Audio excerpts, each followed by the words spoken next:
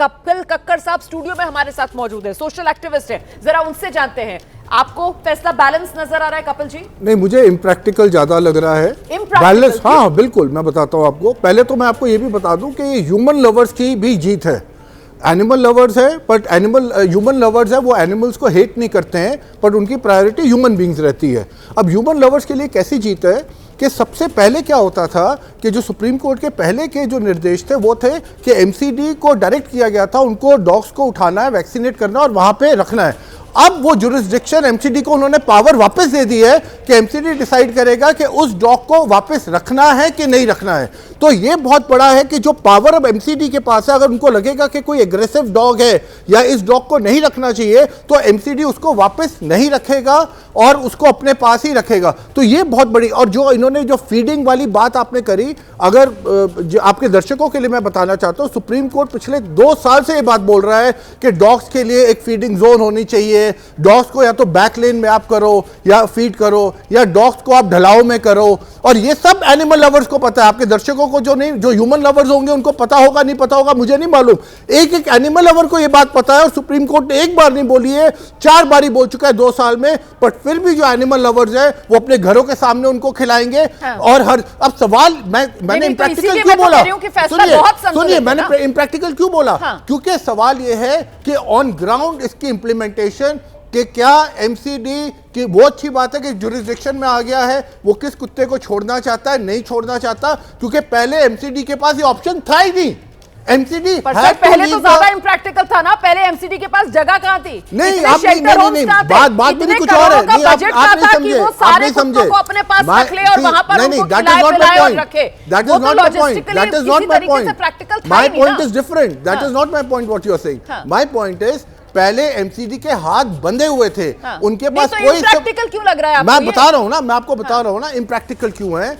Impractical मुझे इसलिए लग रहा है क्योंकि जो डॉग फीडिंग जोन की बात कर रहे हैं, अब डॉग फीडिंग जोन में पिछले, अब ये फर्स्ट टाइम नहीं ये सुप्रीम कोर्ट ने बोला, पिछले 2 साल से बोल रही है, पर डॉग फीडिंग जोन आज तक नहीं बने। आज तक भी एनिमल लवर सामने कर रहे हैं। और सुप्रीम कोर्ट की तरफ से कहा गया ना सर, तो देखिए सुप्रीम कोर्ट ने पहले भी तो बोला है, आज सुप्रीम कोर्ट ने पहले भी बोला है, खुले मन से इसको स्वीकार करने का समय है। सुप्रीम कोर्ट ने पहले भी बोला है। भयाना जी को लेकर आइए, नहीं बोल रहा सुप्रीम कोर्ट। योगिता भयाना जी को लेकर आइए स्क्रीन पर। योगिता जी, जो फैसला आया है सुप्रीम कोर्ट का, आपकी प्रतिक्रिया? बिल्कुल बैलेंस फैसला है। मुझे लगता है ये दोनों पक्ष को अच्छे से उन्होंने बैलेंस आउट किया है, और उन्होंने एक एमसीडी को पहले भी उनके पास ही डिसीजन था कि डेंजरस अगर कोई है या रेबीज वाला है तो उसको वापस ड्रॉप नहीं करेंगे। ये तो हम भी कह रहे हैं कि ठीक है, वो उनको नहीं रिलीज करना चाहिए, बट कुछ फाइन थोड़े ज्यादा हैं। काश ये वाले फाइन वो उन पे भी लगाते जो प्रताड़नाएं जो डॉग्स को देते हैं, इतना ही फाइन हम एक्सपेक्ट करें, क्योंकि अभी वो फाइन सिर्फ 50 रुपए है। तो हम चाहते हैं कि वो फाइन उन लोगों पे भी लगे जो डॉग लवर्स को तंग करते हैं, या डॉग्स को पर से, आप दिवाली आएगी आप देखिएगा कितने पटाखे बांध के तंग करते हैं, तो वो फाइन हम चाह रहे थे कि मुझ पे भी लगे। ओवरऑल बहरहाल हमारे लिए बहुत बड़ा रिलीफ है। Definitely we are all emotional. हमारा रीजन कुछ और है, because we believe in compassion and coexistence, और मुझे लगता है ये हमारे लिए रिलीफ हुआ, और हमारी एक तरह से जो जीत हम कह सकते हैं कि जीत है। हाँ, अभी इसमें जो नेशनल पॉलिसी की बात हुई है ना, ये बहुत बड़ी बात है रमोना जी, ये पहले ही बन जानी चाहिए थी, और उन्होंने पूरे इंडिया को इंक्लूड किया, which is again a very good sign कि ये हम चाह रहे थे। हम तो कह रहे हैं सालों से कि हमें एक्सपर्ट्स को, मतलब जो भी इस फील्ड में एक्सपर्ट्स हैं, उनको मिला के एक नेशनल पॉलिसी बनाइए, ना डॉग सफर करें ना ह्यूमन सफर करें। हम तो चाह रहे हैं ये तो होना ही था, क्योंकि जिस तरीके के आंकड़े अदालत के सामने रखे जा रहे थे कि साहब 2023 और WHO की तरफ से ये बताया गया है कि हिंदुस्तान में 305 लोगों की मौत कुत्ते के काटने की वजह से हो गई है। 2024 का आंकड़ा तो खुद सॉलिसिटर जनरल की तरफ से अदालत में रखा गया कि साहब 37 लाख से ज्यादा डॉग बाइट के मामले 2024 में देश में आए हैं, मतलब रोजाना 10,000 से ज्यादा। इस बीच आज का सुप्रीम कोर्ट का यह फैसला, जिसमें अंतरिम राहत दिल्ली एनसीआर के लिए सामने आ गई है, डॉग लवर्स के लिए। डॉग लवर्स इस फैसले को अपनी बड़ी जीत मान रहे हैं।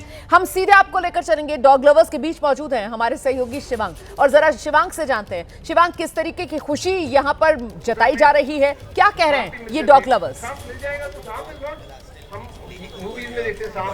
जी बिल्कुल रुमाना जी, देखिए कई सारे डॉग लवर्स हैं, जरा बात करते हैं उनसे। जो फैसला आया है उस फैसले में कई सारे पॉइंट्स हैं। एक पॉइंट ये रखा गया है कि अगर डॉग्स को जो फीड करा जाएगा वो एक पर्टिकुलर एरिया में ही करा जाएगा, आप हर जगह फीड नहीं कर सकते। और अगर रॉन्ग डिसीजन कैसे है, देखिए one side right one side wrong. जैसे वो लोग को वैक्सीनेशन देने बोला, आपको सेवा करने बोला, किंतु खाना खिलाने नहीं दिया, तो कहाँ खाना खिलाएंगे? मतलब पर्टिकुलर एरिया उन्होंने बोला है, बताया। अभी मैं जो एरिया पे रहती हूँ साउथ दिल्ली, वहाँ पे तो मेरे जो डॉगी है वहाँ पे मैं पर्टिकुलर एरिया कहाँ ढूंढूं?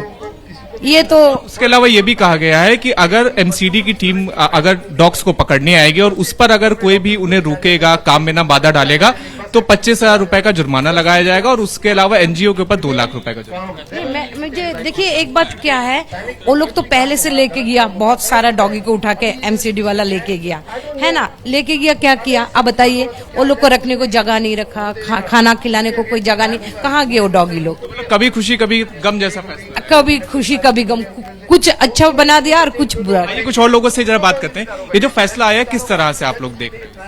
देखिए, जैसे सुप्रीम कोर्ट ने जो फैसला लिया है हम लोग खुश हैं, पर वही है अगर फीडिंग पॉइंट्स जैसे बोल रहे हैं कि पब्लिक प्लेसेस में नहीं खिला सकते, तो पब्लिक प्लेसेस में ही तो रहते हैं सारे डॉग्स। हमारे जो अपने डॉग्स हैं वो तो हम खिलाएंगे ही घर पे, पर जो बाहर के डॉग्स हैं तो सब पब्लिक प्लेस के लिए भी उन्होंने मतलब ये कहा है कि हर इलाके में, हर एरिया में बेसिकली पर्टिकुलर फीडिंग एरिया बनाएंगे, आप हर जगह ओवरऑल हर जगह नहीं करते। अगर फीडिंग पॉइंट्स बना रहे हैं, डेजिग्नेटेड पॉइंट्स बना रहे हैं, दैट इज वेरी गुड, हम वहाँ जाके खिलाएंगे। ठीक है, अगर सुप्रीम कोर्ट ने हमारे लिए कोई ऑर्डर पास किया है तो हम भी उनके साथ। पैन इंडिया पॉलिसी की बात की गई कि पूरी पैन इंडिया पॉलिसी बनाई जाएगी, अच्छी बात है डॉग्स के लिए, बस डॉग्स को किसी भी तरीके का प्रॉब्लम ना दे। अगर रेबीज वाले डॉग्स को भी आप अलग रख रहे हो तो पहले देयर शुड बी समथिंग कि आप उनको डिफरेंशिएट कर पाओ कि रेबीज वाले कौन से, नॉर्मल कौन से। प्लस शेल्टर होम में अगर आप उनको रख रहे हो तो they should be very facilitated, जहाँ पे वो अच्छे से अपना सब उनको खाना वाना मिले।